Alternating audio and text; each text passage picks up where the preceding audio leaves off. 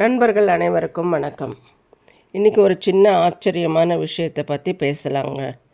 பொதுவாக நம்ம ஊரில் பெரியவங்க ஒரு விஷயம் சொல்லுவாங்க.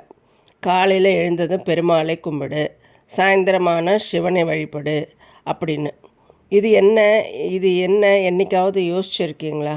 இதுக்கு பின்னாடி ஒரு சூப்பரான லாஜிக் இருக்குது. முதல்ல, காலையில் ஏன் பெருமாள்? காலையில் நம்ம எந்திரிக்கும் போது அன்றைக்கி நாள் முழுக்க ஓடி ஆடி வேலை செய்யணும், குடும்பத்தை காப்பாற்றணும், காசு பணம் சம்பாதிக்கணும்னு ஒரு பதற்றம் இருக்கும். பெருமாள் யார்?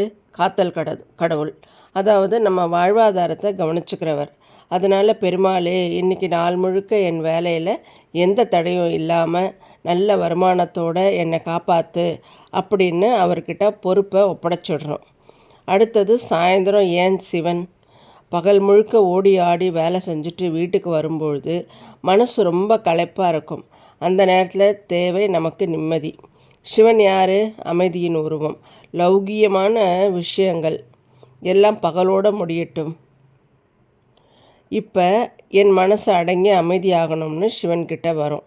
சுருக்கமாக சொல்லப்போனால் காலையில் வாழ்க்கைக்காக பெருமாள், சாயந்தரம் மனசுக்காக சிவன். இதை நீங்களும் ஃபாலோ பண்ணி பாருங்கள். கண்டிப்பாக ஒரு மாற்றம் தெரியும். இந்த தகவல் உங்களுக்கு பிடிச்சிருந்தா சாய் என்டர்டெயின்மெண்ட் சேனலுக்கு ஒரு லைக் போட்டு சப்ஸ்கிரைப் பண்ணிக்கோங்க. லைக் பண்ணுங்கள், உங்கள் நண்பர்களுக்கும் ஷேர் பண்ணுங்கள். மீண்டும் ஒரு பயனுள்ள பதிவில் மீண்டும் சந்திப்போம். நன்றி, வணக்கம்.